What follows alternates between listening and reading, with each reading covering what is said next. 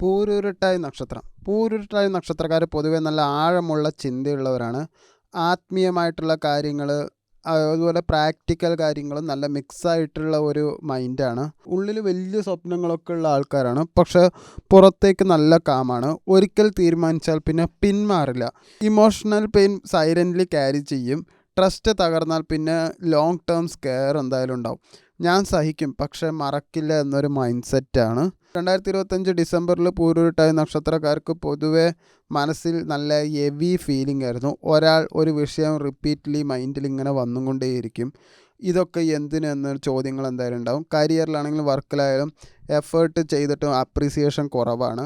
Work പ്ലേസിൽ pressure, കൺഫ്യൂഷനൊക്കെ ഉണ്ടായിരുന്നു. ഡിസിഷനിൽ pending ആയി ഇങ്ങനെ നിൽക്കും. റിലേഷൻഷിപ്പിൽ ഡിസ്റ്റൻസ് വരും. കോൾഡ് റീപ്ലേസ് ആയിരിക്കും. ഓൾഡ് പെയിൻ വീണ്ടും തുറക്കും. ട്രസ്റ്റ് ഇഷ്യൂ ഇങ്ങനെ സർഫേസ് നന്നായിട്ട് ചെയ്യും. ഫൈനാൻസ് നോക്കുകയാണെങ്കിൽ സാമ്പത്തിക വരും പക്ഷേ നിലനിൽക്കില്ല.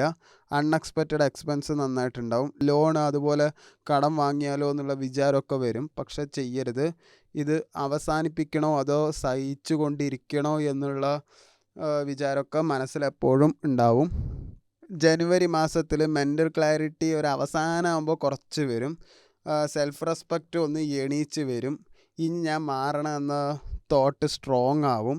കരിയറിൽ പുതിയൊരു ഐഡിയ വരും.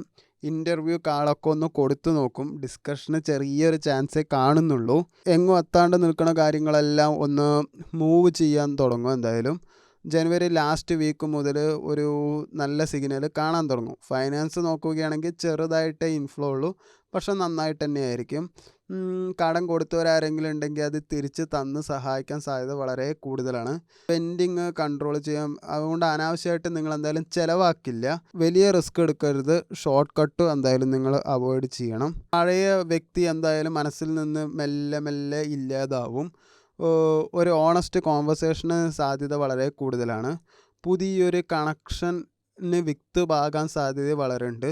അതുകൊണ്ട് ഓവർ ഗീവ് എന്തായാലും ചെയ്യരുത്. സ്ലീപ്പ് എന്തായാലും, ഉറക്കം എന്തായാലും ഇമ്പ്രൂവ് ചെയ്യും. സ്ട്രെസ്സും എന്തായാലും കുറയും. ടെൻഷൻ ഉണ്ടാവും, അതൊന്ന് കെയർ ചെയ്യണം എന്തായാലും.